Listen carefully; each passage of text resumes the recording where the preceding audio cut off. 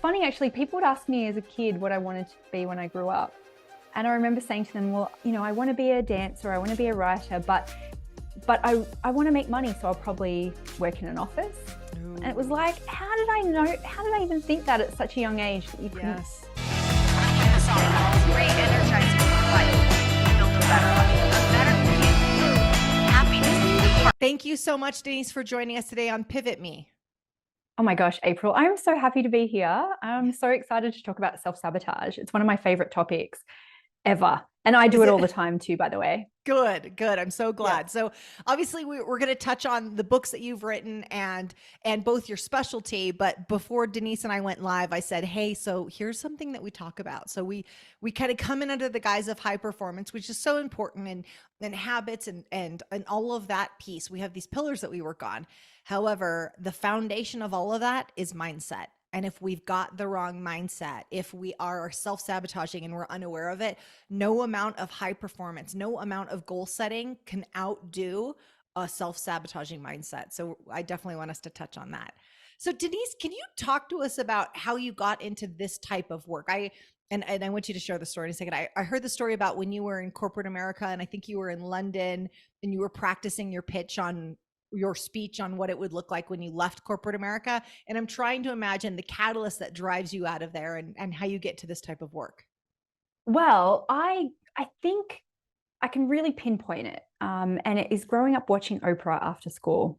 Ooh, okay. I really think that planted the seed of wanting to help people and expanding my mind to what was possible. So she really did teach me so many things after school, things like about breaking the cycle.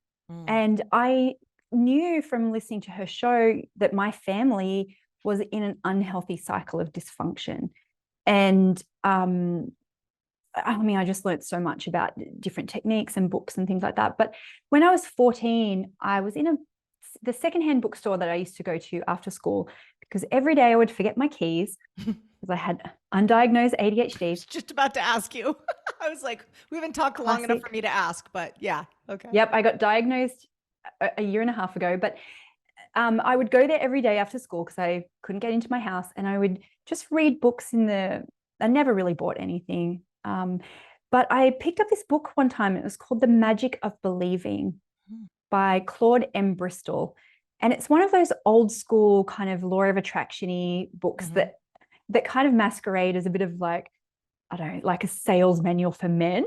Sure. Those kind of motivational books for men.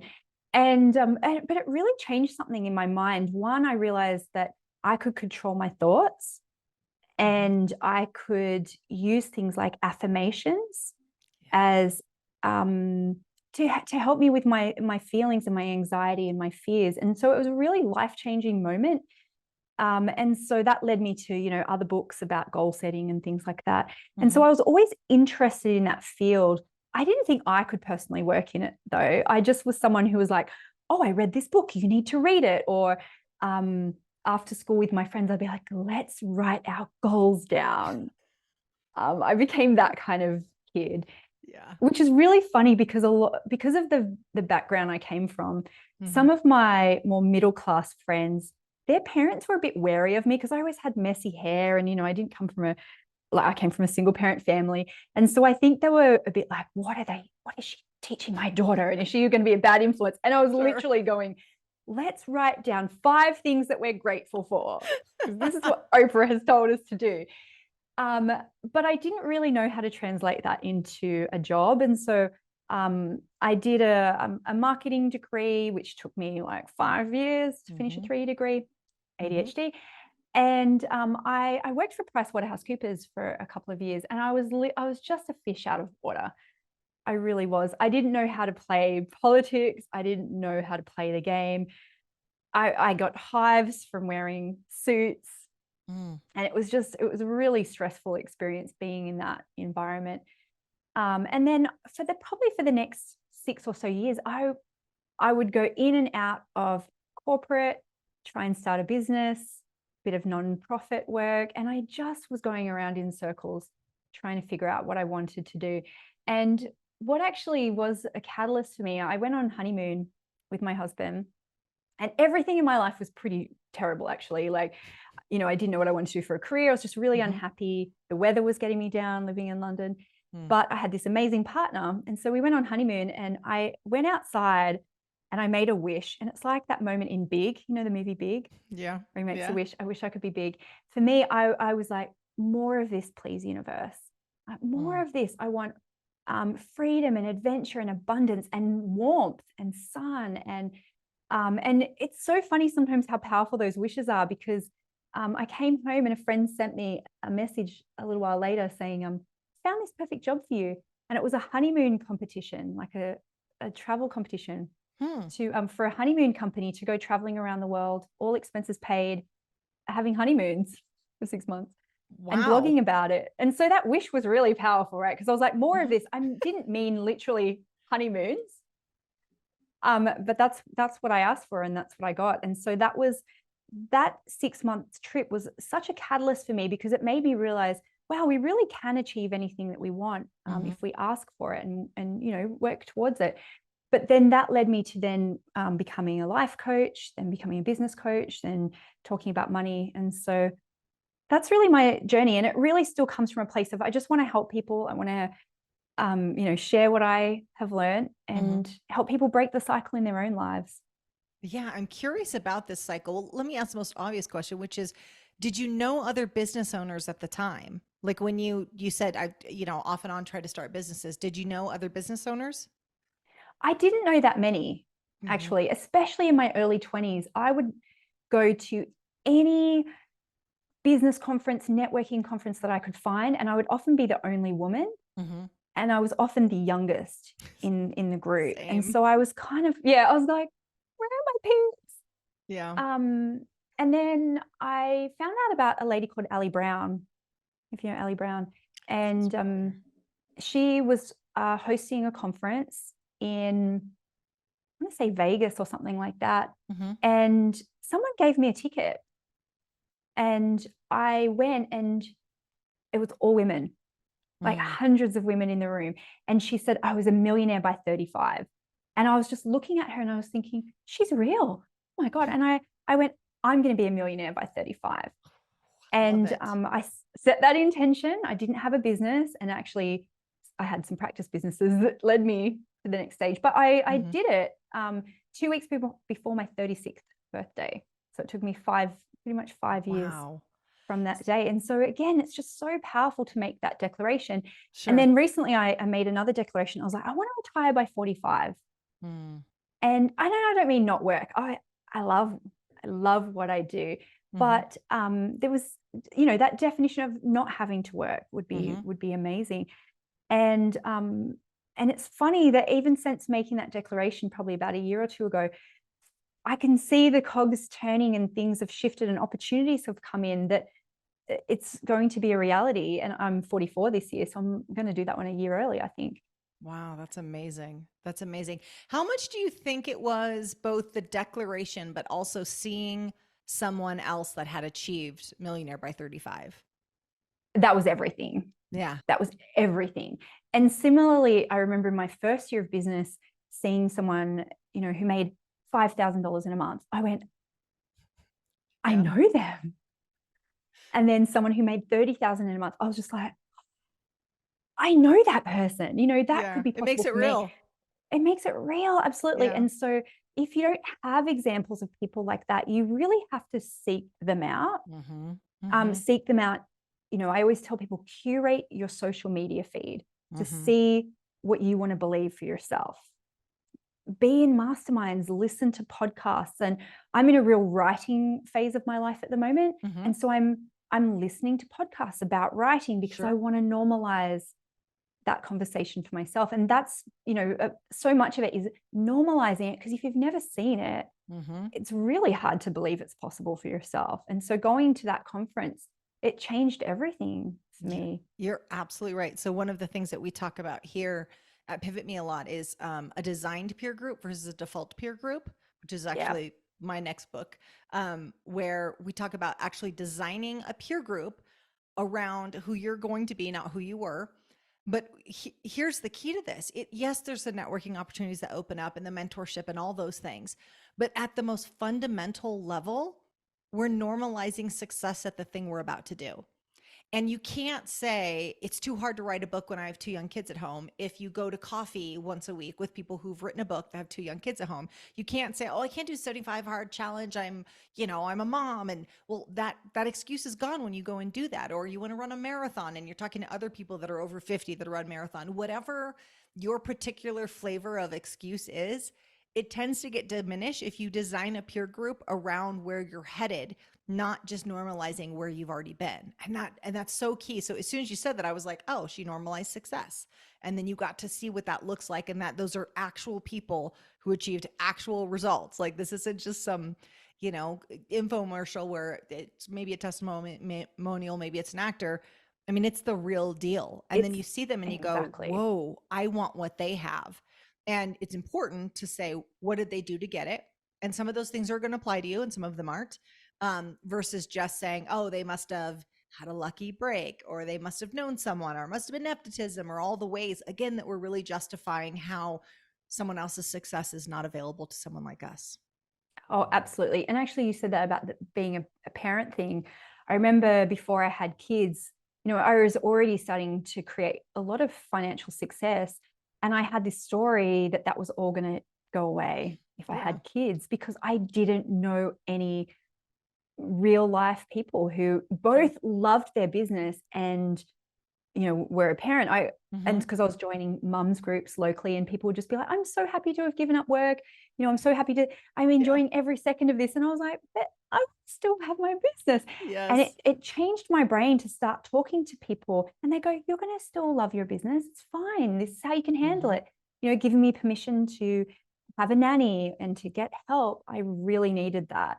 And it's kind of the reason why I'm so honest about everything in my business. I publish my tax returns every year. Wow. Because I want people to go, I'm paying $700,000 in tax, and it's okay. It's okay. And, and I make mistakes around my money. I probably should have spent this on, this, and this.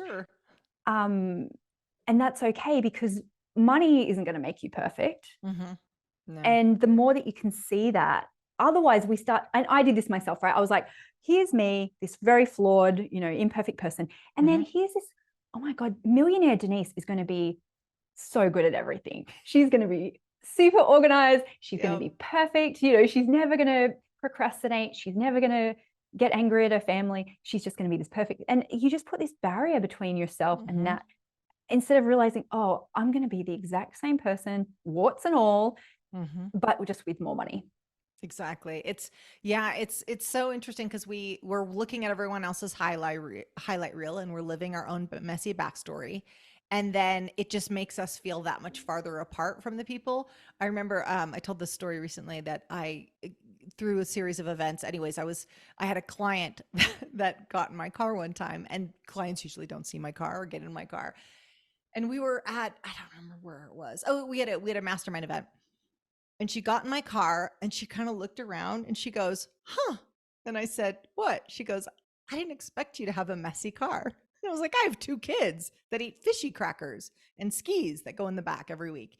And it was funny to her. Like, it was this moment, and I was like, oh gosh, is this why you don't meet people that you look up to? Because are you suddenly disappointed in this image you have? No, I'm a person with so many flaws and so many mistakes, and I'm good at some things. And those are the things that I might get highlighted for. And all the other things, we have those too. And so I love that you're like, hey, here's this thing I've done really well. Like, I've made a financial success of myself. Yes. I've run this business well. Yes. But I still got these other things that I'm like, I do that and I probably shouldn't have, or I've made this mistake and I've learned some lessons from it. I think just humanizing success like that is so important, both not playing small, earning, or rather like leaning into your skill set and your expertise, but then also maintaining that humility of like, yeah, I got some things right and I got some other things I still need to learn. Totally. My car's a mess too, by the way, if it makes you feel any better. How old are your Total kids? Mess.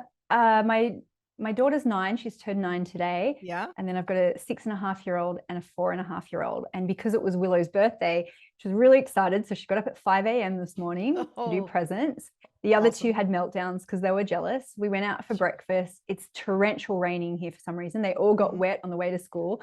Hubby forgot to charge his phone, so we couldn't order breakfast for everyone. You know, it was just one of those days where it was just like everyone's having a meltdown. And that's cool. Like, it's going to happen.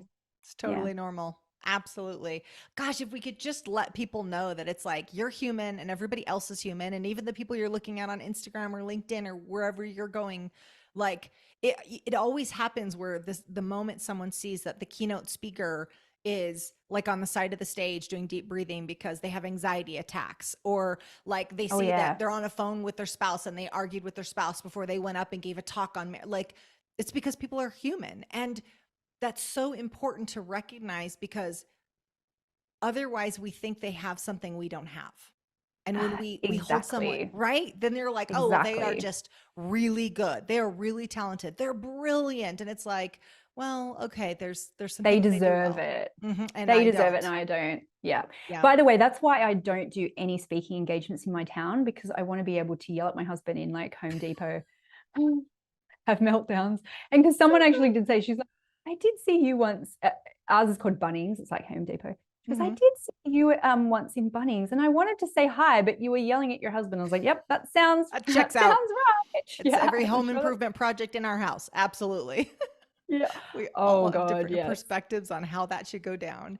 We're actually, sorry, one thing, we're selling our house at the moment, and gosh, that's stressful. Of course, everything's staged to perfection, right? Of course. You know, the towels, the little soaps everywhere, all of that stuff. And so we're just in this constant state of like, don't touch that towel, don't. And as soon as the viewings are over on the weekend, we're literally putting like a drop sheet on our couch and everything like that.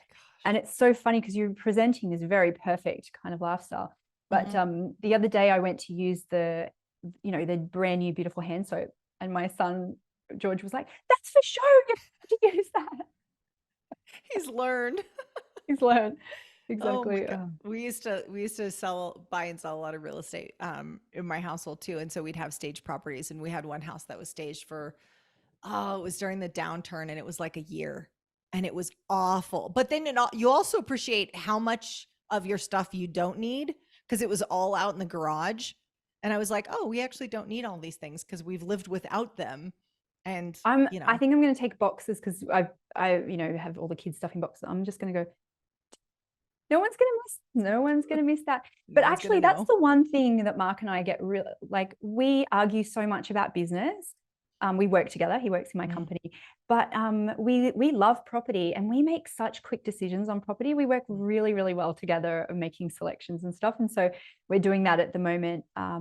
Thinking about our new house, we're doing plans and Pinterest boards and all that kind of stuff. But everything else we do bicker a lot about. Don't come say hi in Bunnies. Was it Bunnies? Bunnings. Okay. All right. Don't say hi to her there. So let's talk about this money mindset. So before we went live, we were talking about how even as a business advisor, I bump up against this all the time. And I was on a call. Actually, we were on the Pivot Me Academy call earlier today. And one of the ladies, she owns a digital marketing company, and she was talking about this new offer. And she goes, I really want to price it at 10 or 15K. But I'm every time I go to hit publish on my website, I hesitate. Now, there are people on the call that have 100K offers, but she's got something in the back of her mind saying, oh, 10, 15K is the limit. Like or you're past that limit. So I'm sure you've run into this a lot. So let's talk about what a money mindset is and where it comes from. Absolutely. So, ideally we'd all have this perfect mindset in business. We have something for sale, someone needs it, happy exchange, we both go away.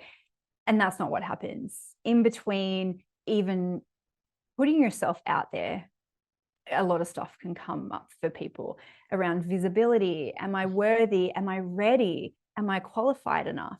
And then all of the second guessing that goes into pricing. Is this too much? Am I not giving enough? Am I enough? Will someone pay for this? And then even in the transaction, am I being too salesy? Am I, over-promising? Are they going to be happy? Are they going to ask for a refund? Oh, I can't ask for a testimonial. So it's this very simple transaction that we absolutely overcomplicate. And so every person has their own foundation of beliefs and stories that have been developed not only over their own lifetimes, but they're often born into families that have unspoken stories and beliefs and rules about money. The era and time that you grew up in will have its own part to play in that. The culture that you grow up in, the country, the city, all of those things. And then, of course, how your parents talk about money. And even sometimes the contrast between you and other kids. So, and this is what I find so fascinating. I say to people, did you grow up, poor, middle class, wealthy? How did you grow up? And it's not so clear cut, right? Because sometimes they'll say, I thought we were poor, but my family were actually really wealthy. They were just extremely frugal and scared about money. Other people will say, I thought we had lots of money. And it really, I found out later that we actually didn't have that much money, but we felt so abundant. Yeah. And everything in between.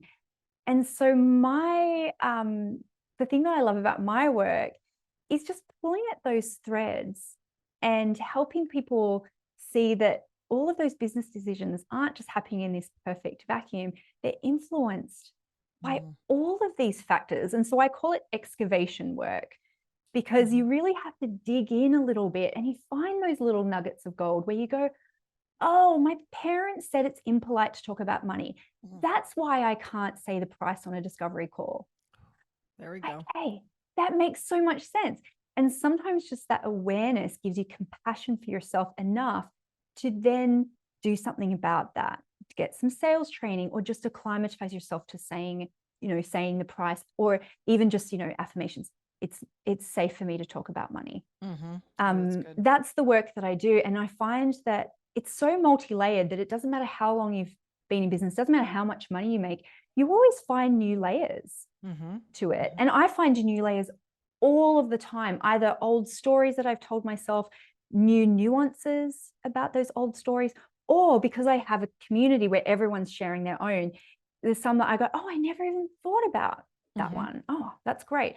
And otherwise, we kind of internalize it and we go, oh, it's because I didn't get good grades in math, or it's because nobody likes my thing, or it's because I've got so many competitors, or people don't like me, or whatever it is, instead of realizing that so much of that is our own stuff, our own default thoughts about money. How would you, so if someone's listening right now and they're thinking, okay, well, I think this applies to me. Some of the ones that I've seen, I mean, just again, I always try to take it out of the theoretical and put it into the practical. So with the clients that I've worked with, what I've seen is there's a lot of, depending on your like religion or spiritual background, there's a lot of guilt around the pursuit of money. I'm thinking about two people in particular who really bumped up against it. In fact, even our implementation coach, Chris, his father was a deacon, and he felt very conflicted about the fact that he wanted to pursue money. And when he tried to deny the fact that he wanted to be rich, he felt like he wasn't really being himself. And, he had this tie in with, okay, well, the pursuit of money is bad. And then he finally redefined it, but he lost a lot of years in between where he had this push-pull relationship with it. And we've seen this a few other times. That's just one example. The other thing we've seen a lot of is, parents giving a messaging around the filthy rich. They're greedy. Yeah. And so they kind of give these attributes of wealthy people that are not true. And oftentimes wealthy people are the most generous of donors, but they kind of take on this narrative. And again, even if we work together and they're building this business and they're aggressively pursuing it, right? They're doing the goals and the habits and all those sorts of things, but there's this rub, like something's just not working. And oftentimes I think it's around the money mindset. I think it's around that they have a belief that if they were to be wealthy, they too would be greedy. They too would be part of this, community of people that are taking advantage of others. Is that what you work with? Is that what you've seen? And can you speak to that? Yeah. Well, of course, it's just another layer of that. I didn't grow up with religion at all, but I do see that it's another factor, right? But what's fascinating about that is go to a church service. Most churches are really good at asking for money. They do it often 3 times, right, in a service.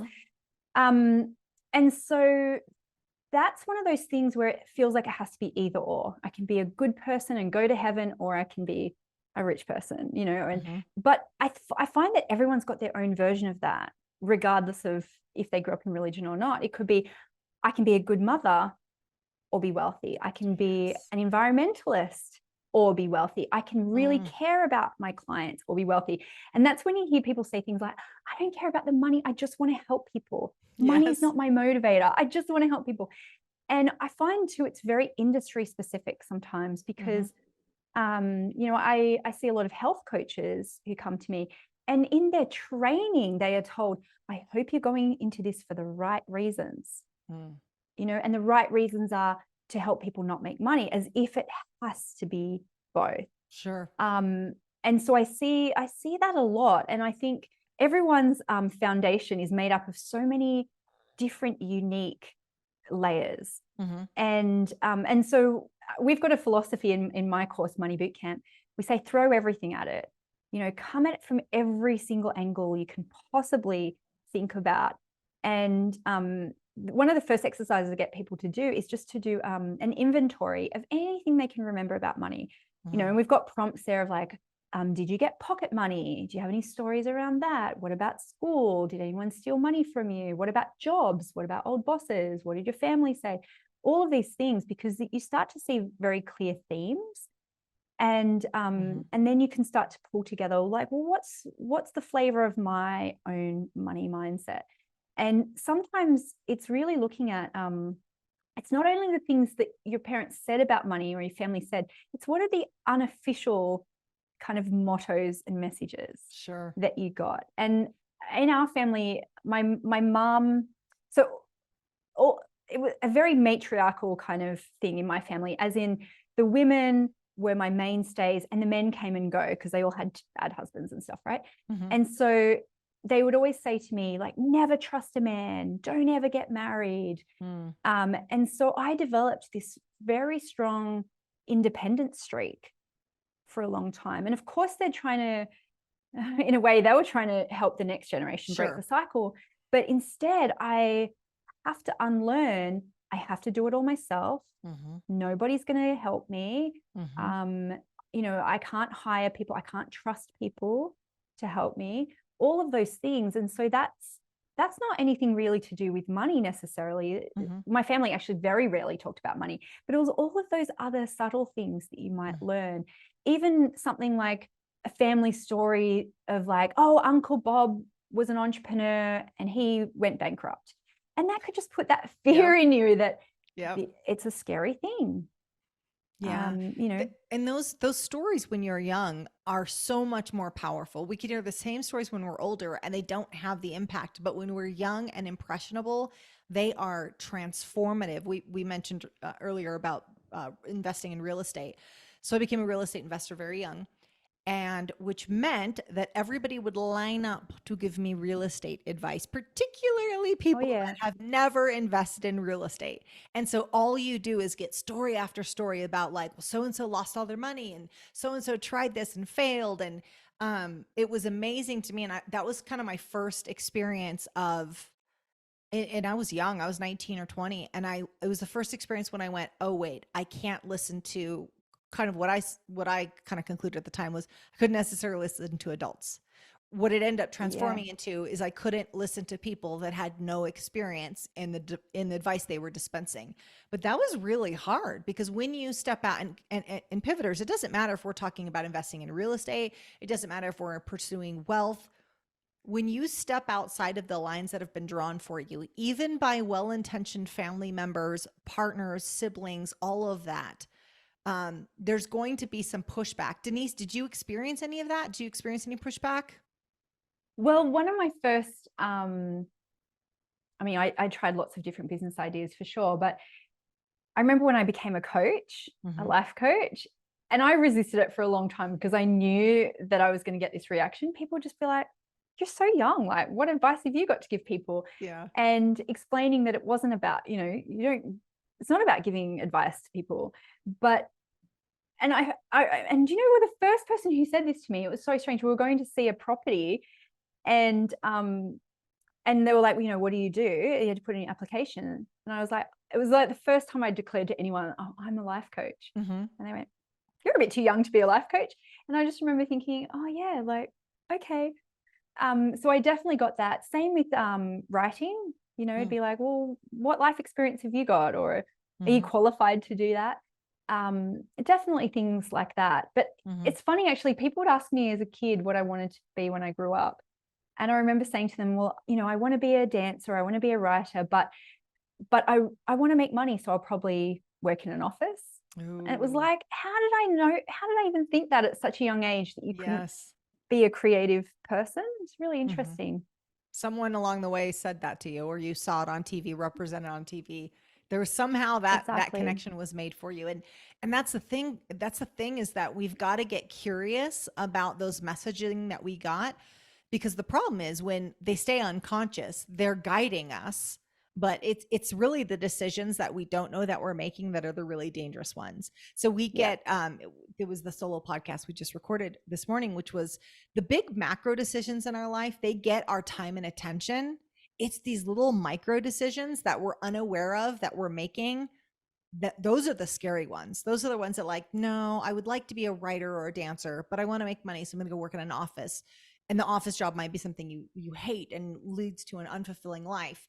But it's those little, messaging we got, and then those decisions. And if we can just become aware of those decisions. So I love that you said I would take an inventory of kind of things, that experiences that you had around money, or stories, or things along the way when you were a child that sort of shaped your view of the money mindset. What do they do then? Like, once they have that and go, okay, I've got this list of 15 memories that I've got around money, what happens now?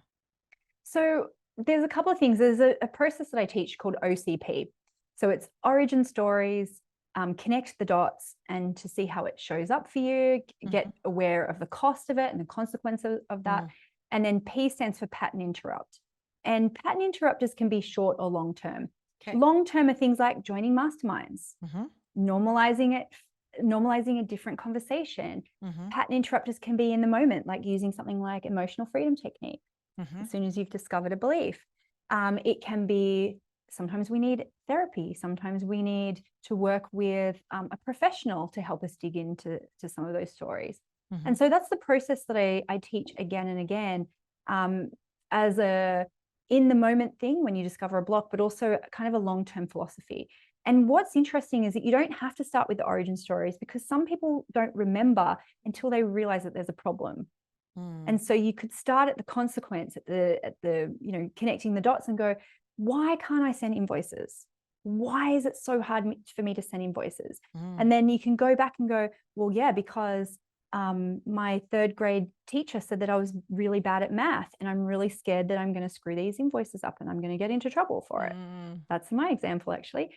Because I'm not good at math. I've got dyscalculia, which is like dyslexia for numbers. And so for a long time, I connected being bad with math with money, because in my mind, they were the same thing. And so I was too intimidated to do things like investing and stuff like that, because I was afraid I was going to screw it up. I was too afraid to hire a bookkeeper at the start of my business, because I thought that they were going to go, oh my God, she's so stupid, she can't even do her own numbers. Well, also you had a hard time trusting people too. So I imagine that didn't make it easier to put your finances in someone else's hands either. Exactly. And so then the pattern interrupter for that could be, again, being around conversations of people talking about money and realizing you don't have to be perfect with it. Affirmations and doing some mindset work and doing some EFT, things like that have always really helped me. But then you find a new layer of that, and it's just that constant work of being in that conversation. But also, again, it's just having someone to talk to about that, because sometimes the curiosity in yourself is great, but being able to share it with others is very, very powerful. Being able to talk about things honestly, because I always find, for me, if I talk about my flaws and my mistakes honestly, then I don't feel as embarrassed about them. And I feel like then it's being of service, helping people, talking about those, rather than just thinking that I'm the only one. I feel like, oh, my mistakes are useful. Yeah. That is gold. That's why, there's kind of like this movement on social media about like hustle in silence and then come out and surprise them all. And I think it's total bullshit, because when they say that, I'm like, you're only doing it to protect your ego. Someone should watch your pursuit because someone needs to see that it's available to someone like them. Like they need to see you get up and try and like, join 75 hard and get to day 13 and then quit and then start again. Like whatever that is, someone needs to see you pursue it because it's giving them permission to pursue it as well. And so if we wait to step into the spotlight after it's all curated perfectly, then the only person it protected was us. The only person it served was us versus if you kind of bring people into the things again that you do well and the things that you struggle at, it gives them permission to pursue it. And it also goes, oh, well, if they struggled like that, then I guess my struggles aren't so unique. They're not so insurmountable. I think it also helps us with imposter syndrome too, right? Because it's almost saying, well, I am telling you I'm scared and I am telling you that I made mistakes. So you're never going to find out that I'm a fraud because I'm just telling you. Exactly. That's helped me a lot. Can you hear the rain, by the way? The rain is insane here. I can't. Oh, good. It's bucketing down outside. It's a snowstorm here right now. So I keep looking out the window and I was like, there's probably 2 or 3 inches of snow that have just dropped in our interview right now. So awesome. We're both getting we're in summer here, but it's a big summer storm. Yeah. Somehow. Oh, how exciting. No, I can't hear it.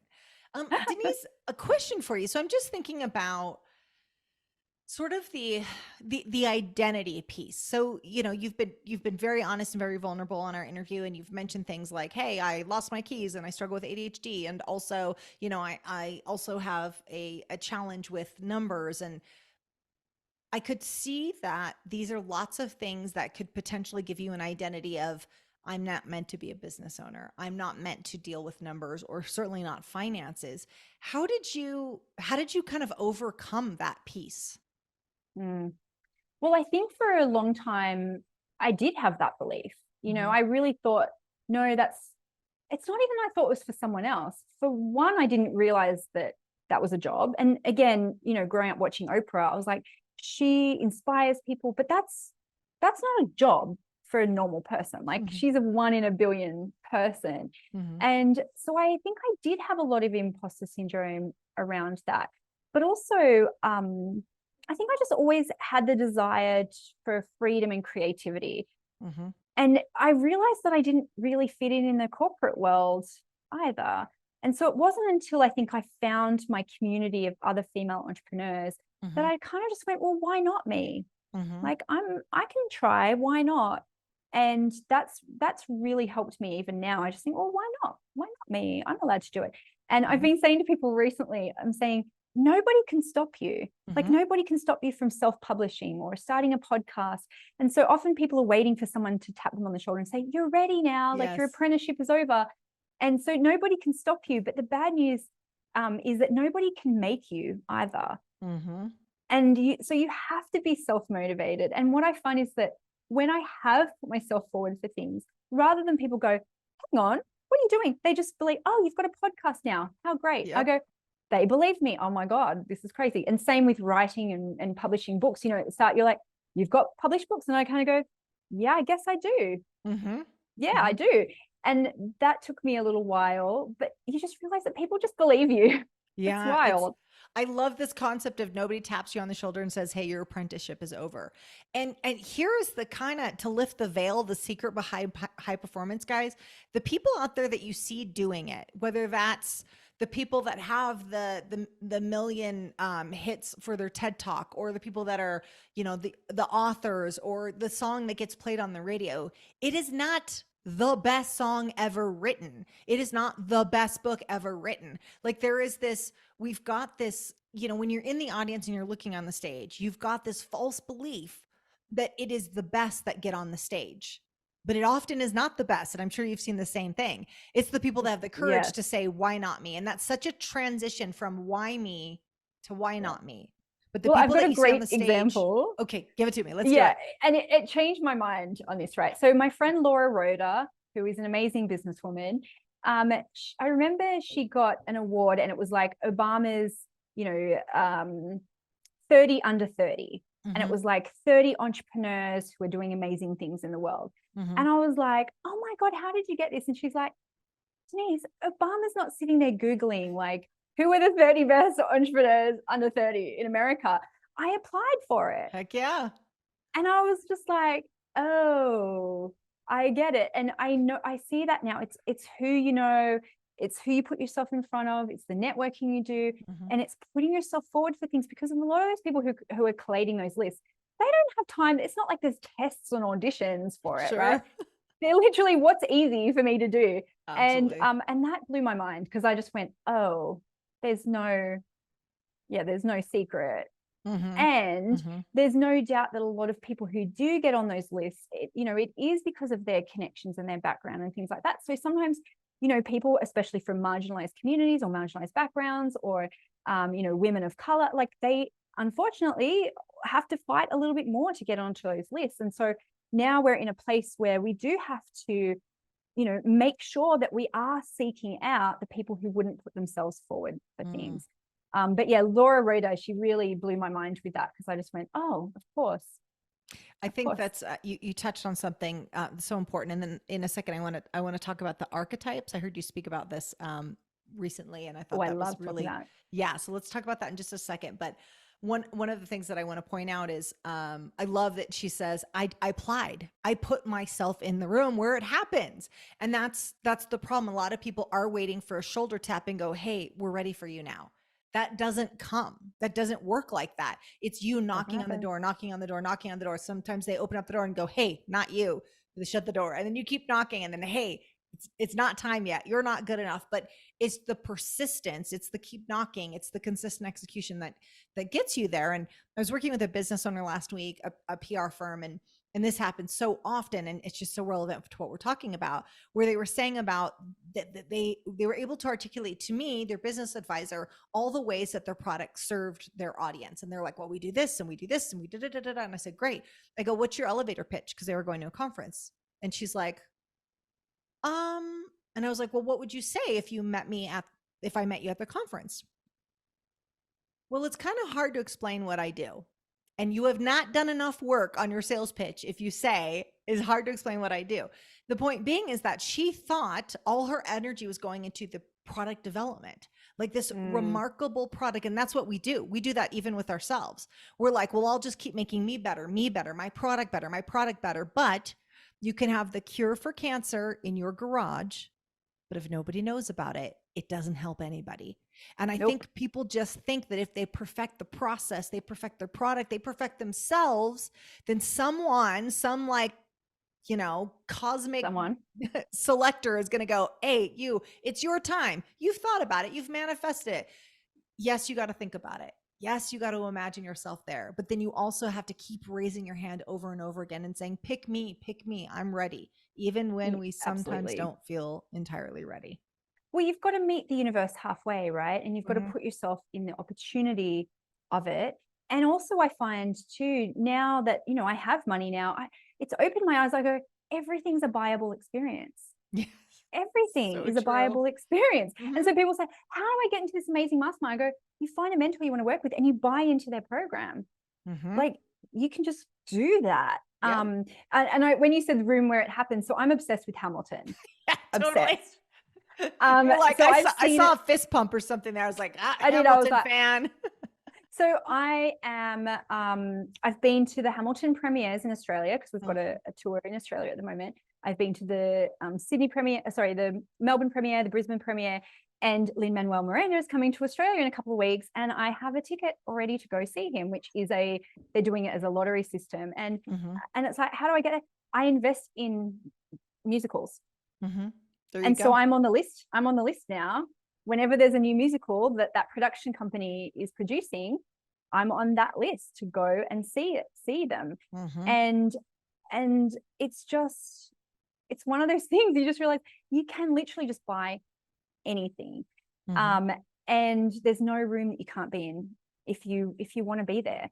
And it's very rare that you've been specially selected and picked randomly out. Yeah. And you can just put yourself there. Yeah. That's fine. Yeah. You have to get past the awkwardness. Like because one of the things that we talk about here is that a lot of us, we self-select.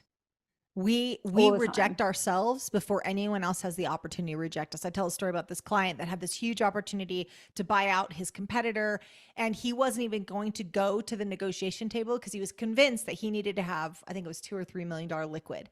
And he's like, I'm not even gonna go. I don't have that much money. I can't. Where am I going to get that kind of money? He was a smaller business. And I was like, you have to go to the meeting. And he said, I'm going to make a fool of myself. Like, so he ultimately was Yeah. rejecting himself before he had an opportunity to reject. Now, after a lot of convincing, he got on the plane, he went to the city, went to the table. Sure enough, they're like, this is the purchase price. Do you need the money liquid now? No, like nobody writes a $3 million check for a business right there. And so he was able Exactly. to finance it. But the point was, is he was going to miss out on the opportunity of a lifetime for him in his industry because he had self-selected. Nope, this isn't for me. Nope, I don't have what it takes.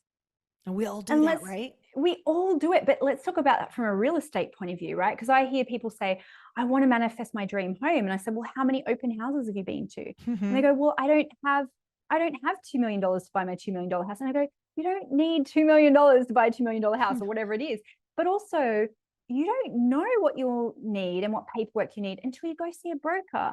Mm-hmm. Go do that. You're in the market to buy a house, and the money often doesn't show up until you've stepped into that place of going, okay, now I know what I need. And Mm-hmm. and I've said to them, brokers, I mean, real estate brokers, they do not care, and agents, it's a numbers game for them. They do not care if looky-loos are coming in to see a house, because they know that sometimes looky-loos buy. Mm-hmm. And but there's something about, if you can't even go and be in that space, in that Mm-hmm. room, in that energy of where you want to live for free, Mm-hmm. how do you, that's just a fundamental door shut that you have shut yourself. So And true. I have bought so many properties where I did not have the money until I stood on that land and went, fuck, I need to find the money. Sorry. I Yes. went, No, you're I good. need to find the money. And So I've gone true. and done a launch because I stood on that land. Mm-hmm. And I put myself, and then I was like, and I remember saying to my financial advisors one time, they said, you can't buy a farm because you're already building a dream house by the beach. And I was like, Watch guys, me. tell me how much money I need. Mm-hmm. I'll go away and get the money, and I'll Mm-hmm. come and bring it back. And I had this vision of myself just having this sack of money, just going, here you go. And of course, it didn't happen like that. I went and did a launch, and it gave me this, every day I just thought, the more personal messages that I send or the Mm-hmm. more emails, this is another person. I Mm-hmm. was pre-writing the welcome cards. Every single card, this is $2,000 towards my dream. And it's Yes. not like then I was going, oh, I'm exploiting all these people. I was going, I get to help people and I get to Mm-hmm. have this dream. But that came from standing on the land. Mm-hmm. So anyone listening, you've got to put yourself in those spaces, because then that opens the portal for the money and the ideas, rather than waiting for the money to come. And then I'll go and look Mm-hmm. at my dream house, which I'm sure you've bought houses that you didn't have the money for as well. Sure, sure. Yeah. And you're absolutely, I'm thinking about one of the houses that we bought. I was a loan officer for years in my 20s, and I'd worked with a builder. And long story short, he got into a financial pickle, and he's like, oh, I haven't launched. They were kind of these semi-custom homes up on the hill, and it wasn't a house that I would ordinarily buy at that time. But he's like, I can't open up the sort of subdivision without an infusion of cash. And so, long story short, I'm like, well, I'll give you an infusion in cash if you sell it to us for half the price. He did. So we ended up with this house and it was like the test house. So he kept putting all these fireplaces and balconies and all these like interesting, this wine room and all these, which I was like, I don't know, 25 or something at the time. So we just thought it was the most amazing thing ever. It became quite the party house, and we got a disco ball. Anyways, we had some amazing parties there, but it was not a house I would have ordinarily purchased. But then going there and seeing the opportunity and asking the question, how can I, instead of no, I can't, instead asking the question, how can I, what would that look like? What would I have to negotiate? What would I need to bring to the table? What would I need to give up or add to? What would he need to give up or add to? And that's what makes stuff like that happen. I love that. Yes. Again, you said this concept of, I can both serve my people. So you said, I went and did this launch, and I had a $2,000 offer at the time. And I think that's so important what you just touched on, because people do this either or, and we've got Yeah. to live in the and. Like, well, I'm doing it for the right reasons, or I don't really care about the money, and that's a great way to run what ends up being a nonprofit. But if you're in a for-profit Yeah. business and you want to continue, and the thing I tell people is, if you want to continue to serve people at this level, you serve them so much better when you stand on this foundation of success and you're not worried about paying your mortgage or your car or your kid's Oh, school or whatever else is kind of keeping you up at night. You can't serve your people wholly. You can't show up for your audience or your readers or whoever it is if you're not in a position of strength and abundance. I mean, that no, just you don't have the bandwidth. no, you don't. You don't have it. I have to tell you this story. It's in my book, for those of you who read my book, but it was when we really stretched to buy this land, which is near the beach, which we've built our house on. And I was feeling really sick about it because I realized I had all these stories about, I'm not allowed to live near the beach until I've retired. Like, I'm not allowed to live in that wealthy neighborhood until I'm Yeah. older. And it was all swirling around, and we were going to pick up the keys, and I was just feeling sick about it. And we were driving there, and I was like, oh. And I said to Mark, we're going to have to really tighten our belts next year, because I thought, I have to sacrifice something. Sure. I can't have this and feel abundant. I have to feel shit about this. Like, I have to feel Yes. so stressed about it. And I just said, oh, we have to really tighten our belts. And he looked at me and goes, that doesn't sound like you. And I went, you're right. There's always more money. There's always more money. And as I said that, a shower of money hit our car as we were driving. Literally, a shower of money hit our car. And so $50 notes in Australia are bright yellow, we call them pineapples. And it was like $1,000 worth hit our windscreen. And his windscreen turned on because he had automatic wipers. And we both screamed because we just went, ah! And we were like, actually happened. He goes, should I pull over? And I'm like, no, because there was money going all over the freeway. And I still don't know to this day what happened if someone acts. Like, imagine you saying to your kid, oh, we're going to buy a car in cash. You hold on to the money, and it just goes out the window. It must have been something like that. I've never heard anyone mention it in my town, but it was just this hilarious lesson from the universe. There's always more money. And I always say that there's always more clients. There's always another hair elastic somewhere in your house or in your car. So don't stress, it's there. And there's always more opportunities to help people. And there's always, even in times of uncertainty and recession, there's always companies and people who are doing well, and they need your help too. Yes. And then you can serve them, and then it gives you bandwidth to then help the people who aren't doing well in bad economies. So there's that feeling of abundance is not being delusional. It's just going, there's always another solution somewhere. And so I mean, I drive past that road all the time, and I always remember that lesson, because I think there's got to be a $50 note somewhere in that bush. Like, someone's got to be. There's got to be. So, or someone pulled over and like went all over it. You're like, this was not in The Secret. Like, this did. I mean, talk about manifesting. The money just flies at you. In that exact moment. That's a good hell lesson. of a story. So if someone is listening right now, and then we got to talk about the money archetype. Oh yeah. I mentioned, someone's listening and they want to increase their offer. The gal that I mentioned, that's waffling again, and she's in a group of other people that have much higher priced offers and some that have lower priced offers. If you were sitting down with someone like that and she's struggling with, and she literally said, who's going to buy this offer at this price? Yeah. What would you say to someone like that? Yeah, there's a couple. Pricing is so layered, right? There's so many factors here. One is, I realized that when I undercharged for something, like speaking, I used to only speak at friends' events because I had this whole thing about speaking and charging for it, because I was like, I don't really like it. I don't really prepare. So therefore, I'm not allowed to charge good prices for it. So I'll only speak in friendly rooms with friends, and I'll just do it for free. And what I realized is I actually felt the imbalance in my body and in my energy, because I would come away from those interactions feeling really sick and tired. And I went, oh, when it's an imbalance, it's got to come from somewhere. And so it's coming from me and my life force energy. And so that's the thing, is pricing has to feel energetically win-win. And the problem is, we often think that someone else has got the answer for us.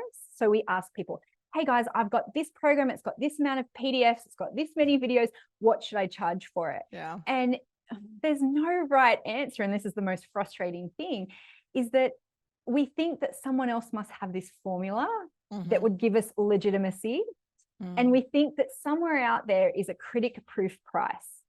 Oh, say And that it doesn't again. Say exist. that again. That was gold.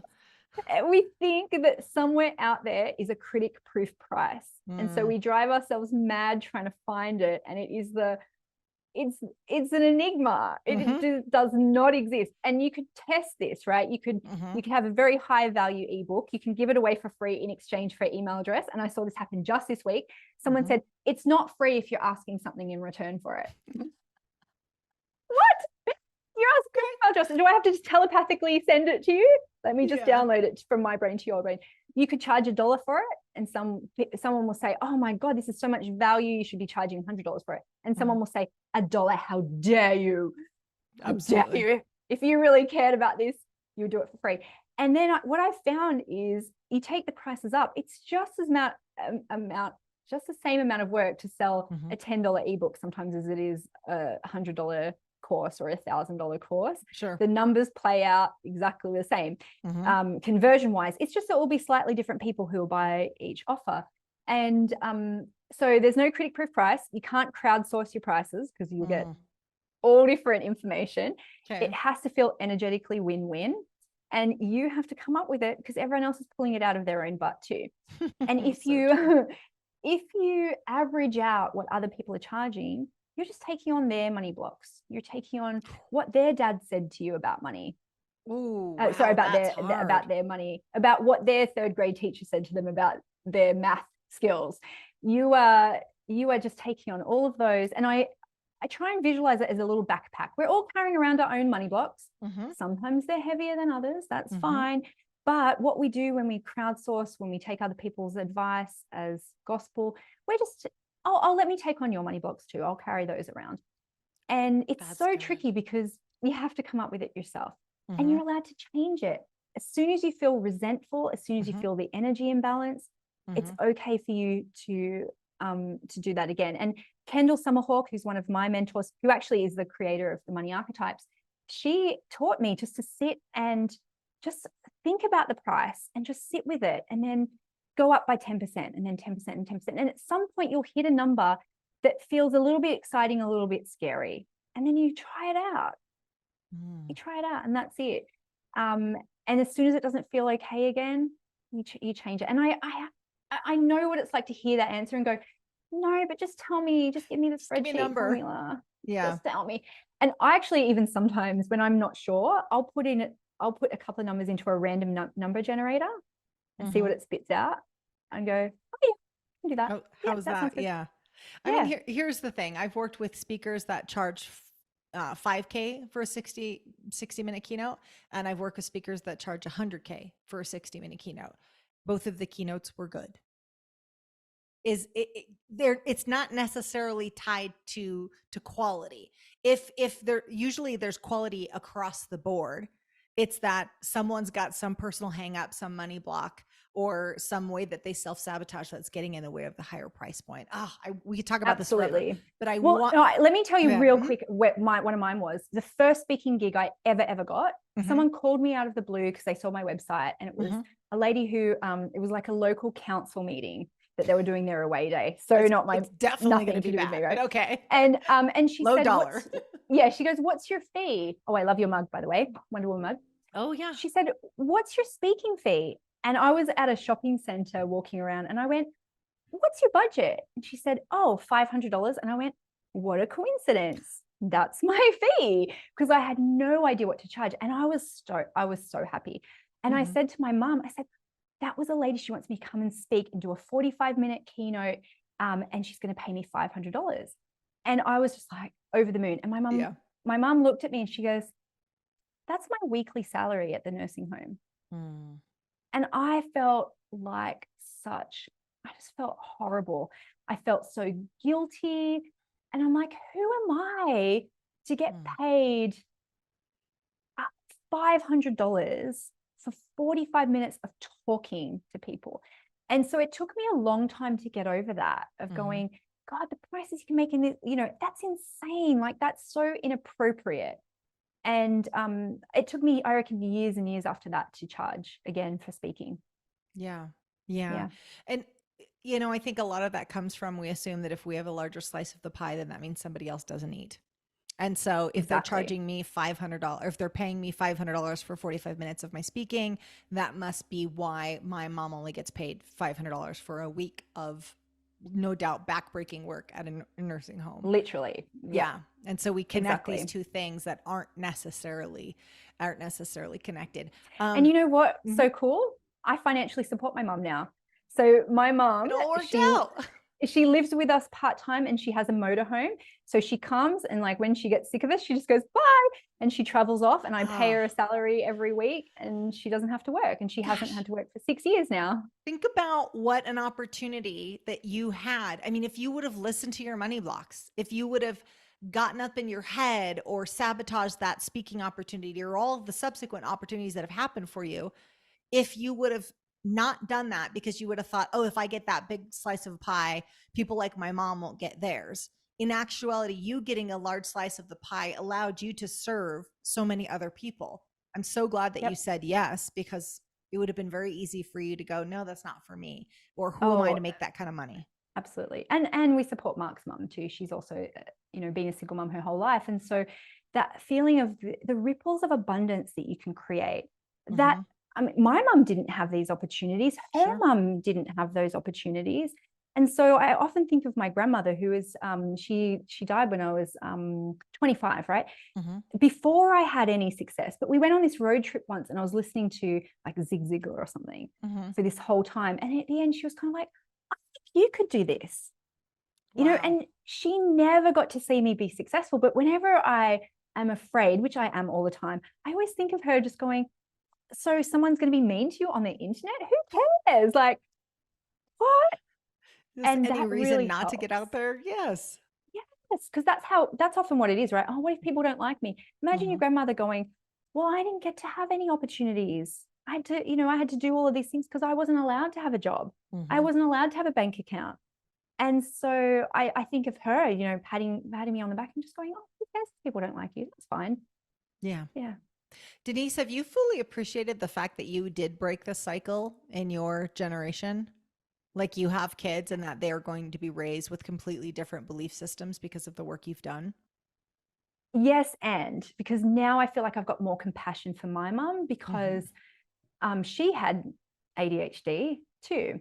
And so some of the things that I internalized as neglect because of the other situations that were happening, I'm Mm-hmm. like, I forget to order my kids' lunch too. I Mm-hmm. sometimes am running late. And so it's given me a new compassion and also compassion for myself of going, I'm going to give them money blocks too. They're just going to be slightly different ones. Mm-hmm. But what's fascinating is my daughter, Willow. I said something recently. She's like, well, why can't we have this thing? And I said, well, you can't just, I don't know. I was like, you can't just buy stuff. She goes, just write another book, mum. Just write another book and then pay for it. And I was like, oh my God, I've taught you too well. It's a combination of like, I'm impressed with your ingenuity. Oh, or am I going to make an entitled kid? It's a fine line to walk, right? Well, absolutely, because in her mind, she's seen my books in bookstores since she was born. Mm-hmm. And I say, well, that's my friend, and that's my friend. And she's just like, oh, well, I'll have a book in a bookstore too. And Mm-hmm. obviously, books make you wealthy. And so, I remember one time we were shopping, and she's like, well, why can't I have this thing? You're a millionaire. And my mum was with us too. And my mum said, yeah, but Willow, you're not a millionaire. And Ooh. I always try and say to them, I'm like, well, I don't want you guys to be spoiled. And so I think my mum could legitimately say, I don't have the money. I Mm-hmm. have to be a bit more creative and say, well, in our family, we don't just buy plastic stuff for no reason because it's not good for Yeah. landfill. So I'm a big thrifter, and I Mm-hmm. say to them, if you donate stuff when we go, you can get $1 credit to spend there. And I'm going to give them different money blocks than Sure. my mum gave me. So yeah. Yeah, but I just think that one of the things that you're showing them is not just about the pursuit of wealth or the accumulation of wealth, that anything is possible. That's what I'm hearing, is that you're someone who has ran through brick wall after brick wall, and you're showing them that that's possible too, whether it's finance or something else. For sure. And I know I have some stories there too about, well, I'm only resilient and hardworking, creative because I grew up poor. And Mm, so are they, and I go, oh my God, if I had grown up, you know, with more stability. I was such a creative kid. I didn't have a lot of bandwidth to be even more creative. And so I'm seeing my kids, they're creating for the fun and the joy of it. And it's just, it's beautiful to watch. And my daughter is like, I'm going to be an artist, a dancer, and an author. I'm like, great, babe. Perfect. That's cool. Yeah. Our podcast manager, Ben Williams, he told a story not too long ago about his son, and that he really admired what his son did. His son, Jackson, I think he's like 7. He had drawn a picture and it was really good. And he showed it to his grandfather, and his grandfather looked at it. So Ben's father looks at it and goes, wow, that's really good. He's like, you keep practicing like this, you could be an artist one day. And his son looks at the grandfather and says, I am an artist. He said, I was so proud of him at that moment, because he was just like, no, there's no more practice. Like, I'm already an artist. I'm already walking the path. And I was like, that was beautiful. Beautifully said. Oh, Willow did that to me recently. We were driving around where our farm is. And I said, oh, if that ever comes up for sale, I'd love to buy that. And she goes, when it comes up for sale, you'll buy it. I went, oh, you've got me. You're right. They do the same thing. We were having dinner last night. We were talking about something. I have a 9-year-old daughter and a 12-year-old daughter. And I think it was last night. We were talking about something, and we've talked about the concept of the gap and the gain. Like, you can look at where the gaps are, or how far you've come, the gain. And I said something, and I think it was my 9-year-old said, are you living in the gap, Mom? And I was like, wow, I have really brought you guys up in an environment with personal development, which, again, you're trying to show them anything is possible. And it doesn't matter if it's money, or if you want to be a great rock climber or skier or an artist, it doesn't matter. It's just, you can do it with consistent application and believing it's possible. You can do it. So whenever they call me out on their stuff, I was like, well, I guess I've taught you well. And they're always listening. And that whole thing too about, we grew up hearing, if you work, you have to work really hard. And I think that's been quite damaging. So I think what you just said too, I always say to them, if you've got a dream and you're persistent, you can achieve anything, rather than saying if you work really hard, because we know that that's not true. The people who work the hardest in society aren't the richest. So that persistence in having a dream, I think, is really, and just a nice little switch of how to talk to your kids about stuff. And there's two other things too. One is at birthday parties, don't say to them, make a wish, but don't tell anyone or it won't come true, because I see adults, they cannot tell people their goals. That's something that we can all switch easily. I never it's so ingrained. Those two. It's so ingrained. Movies, TV, everything. And like, every birthday party, make a wish, don't tell anyone, it won't come true. And I always say, in our family, we do tell each other our goals and dreams, so we can help each other make them come true. That little thing. And then for little kids too, don't put that in your mouth. Money is dirty. It's just such a nervous system shock, I think. And I didn't realize, I'd already been teaching money mindset for years before I did that with my first kid. I was like, oh my God, I can't believe I said that. So then we go, in our family, we take care of money. I just try and neutralize a lot of things instead of making things a big deal of going, I go, oh, I love that. I don't have any coins on me today. I just try and make money, because we don't know how work and things are going to change for them. So I'm just like, I'm just going to try not to give them the stuff that I got, and then they'll find their own. They'll find their own. They'll be in therapy for something else. It's fine. Yeah, but exactly. 100%. Yeah. 100%. I just want to minimize how much my name comes up in therapy. That's all I'm going for right now. That's so true. Yeah. So what's interesting is I'd be curious what your kids, what the word association, what their first word is associated with money. Well, this is funny because I have a podcast myself, and I was in the podcast studio yesterday and I had this great idea. I said to Mark, why don't you bring them in at the end and I can interview them about money? And it was a shit show. Was it? They couldn't stop touching the microphone. They were shuffling, they were giggling. It was a nightmare, because I thought, I'm going to ask them, what do you think about money? And Piper, who's my 4.5-year-old, she goes, I'm a money magnet, because she finds little coins everywhere. I'm a money magnet. I love it. Yeah. And then I was like, well, what do you want to do when you're grown up? All that stuff. And it was like, an astronaut. And so it was a total mess. But my 9-year-old, she came home one day and she said, my friend said that money is a rude word. And I said, well, what do you mean? And she goes, well, I mentioned money, and my friend was like, no, you're not allowed to talk about money. And she goes, no, and I told her that you are allowed to talk about money, and money's just a tool and all that kind of stuff. So I think they're just trying to, so good, Yeah, and it's hard because I want them to be aware of their privilege and all that kind of stuff. And I'm sure we'll mess it up We a will. lot. We totally will. Yeah. We'll do all Yeah. the things that we know to do right. And we just have to understand there's a good 20% that we don't know about and we'll do it wrong or something will Yeah. change. And Yeah. that's, I read a study recently. They Yeah. only have to get it right in parenting 30% of the time. And I was like, all right, we're doing good. We just need to get it right I 30% like that. of the time. I heard another one too, that just 10 minutes of like intense one-on-one time with each kid is enough. Yes. I'm like, 10 minutes, I can do 10 minutes. All right. 10 minutes is fine. That's We we call it special minimum time effective dose. in our household. Minimum effective dose. I love it. Minimum viable product. What's my MVP with my kids? We do that where it's like it's only one-on-one, 2 daughters, so there's sibling rivalry that definitely happens. And so we're like, all right, for this amount of time, what is it that you want to talk about? What is it you want to do? And sometimes it's drawing together, sometimes it's looking at their Roblox world. That is definitely a thing. And like, let me show you this sheep that looks a lot like a wall, which also looks like the waterfall. And so whatever it is that they want to do, so they feel seen, heard, and valued, we set that time apart. And it makes such a difference, which is so different than trying to have a chat with your kids when you're picking them up from school or you're making dinner. It's not intentional time. So setting aside time like that, and they know about it and they get to anticipate it. And it's like, all right, what did you want to do? What did you want to talk about? It really makes a difference to your kids. Yeah. Yeah, absolutely. I would love for us to touch on the money archetypes real quick. I want to be cognizant of our time, gosh. but if you've got a little bit more time.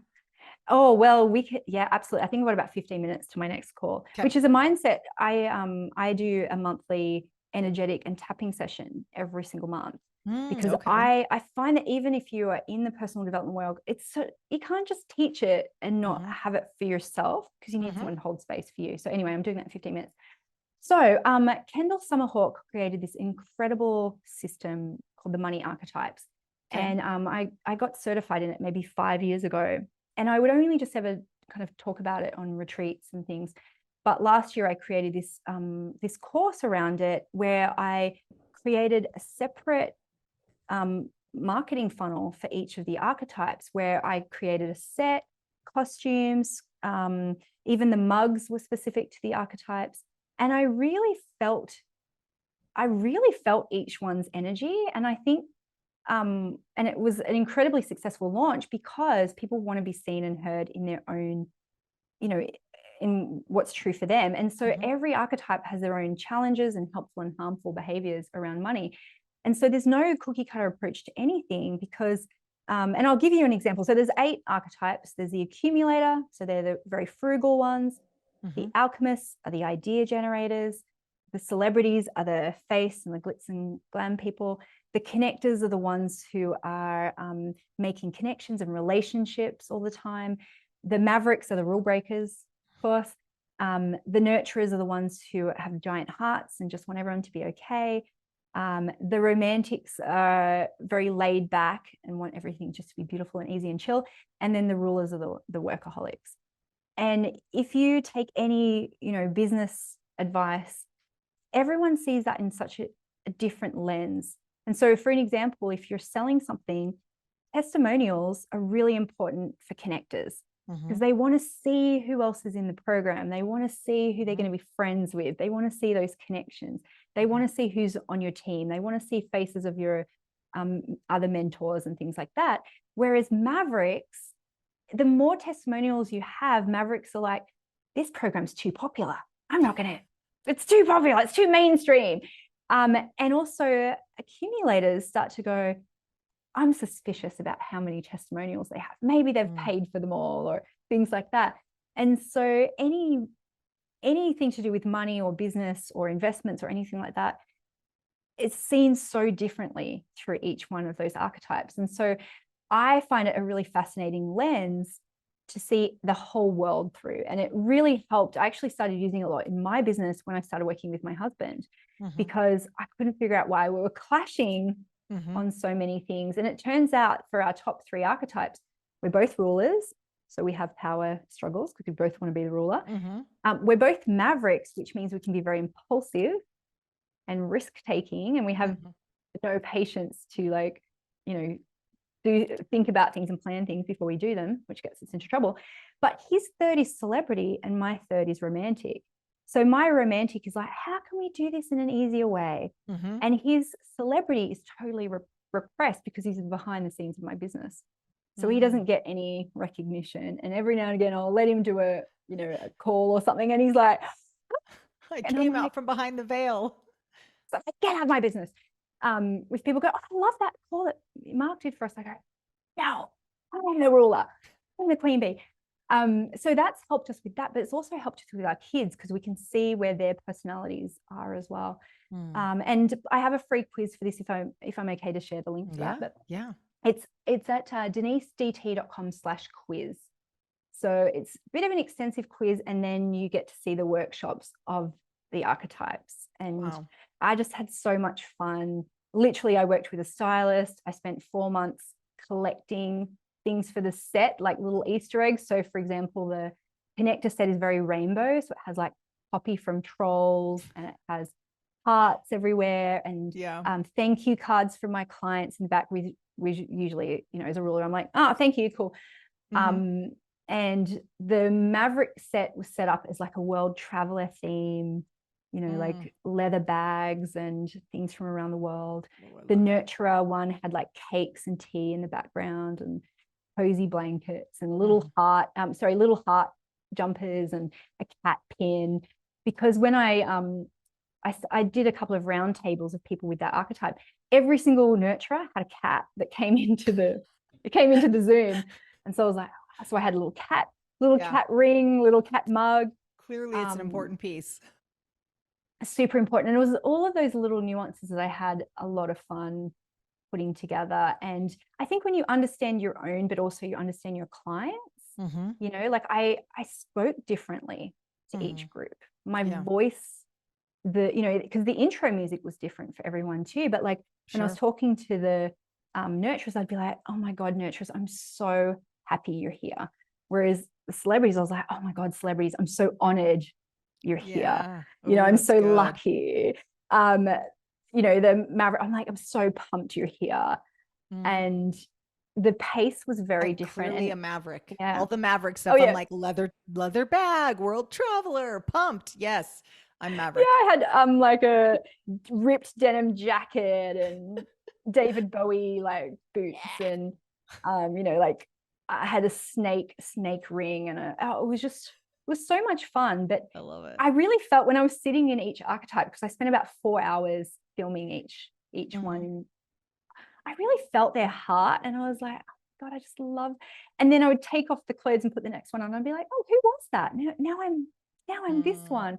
And it was just it was the most joyful creative project I've done in a long I bet. So I have one final question we asked, but before I ask that question, where is the best place for a pivoter to get in touch with you? Oh, well, thank you for asking for that. I really appreciate it. So I'm at denisedt.com. That's my website. I've got a ton of resources for people around pricing, money blocks, all of those things. And then my social media handles everywhere are at Denise DT as well. So Insta and Facebook and Twitter. So I'm super, super easy to find. And I love when people, I'm so curious, right? I love when people tell me their money stories, because it just gives me more examples and nuances of how it all shows up differently for different people. So feel free to send me a DM or tag me. But and then my books are available all over the place too. So my latest book is called Chill and Prosper, and it's about making business easy so it can work for you. Oh, I love it.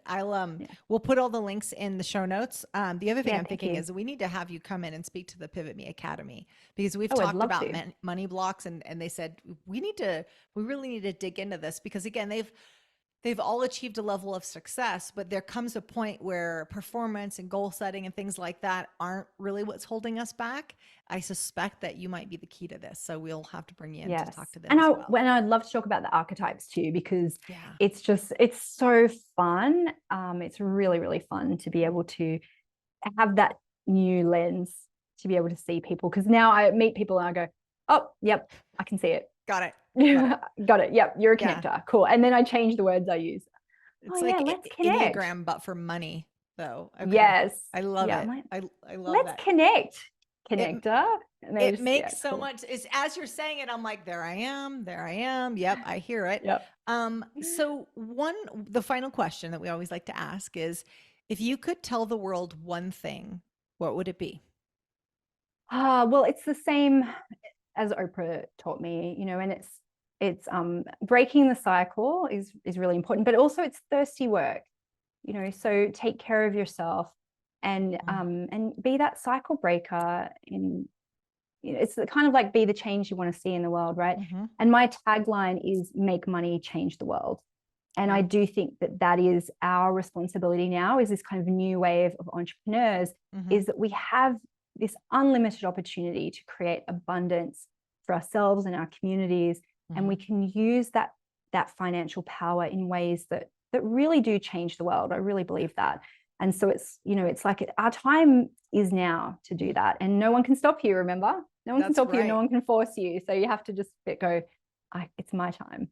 Yes. Oh, well said. Thank you so much for your time today and for sharing your wisdom and your inspiration, and also again showing up honestly and saying, "Hey, you know, here's the things that I struggled with too, and here's how I started down this road." Thank you so much for your time today. Oh, my pleasure. Thank you for having me. Thank you. I hope you got some amazing information from our interview today, and I've set up the next video for you. So I'll see you over there at the next video.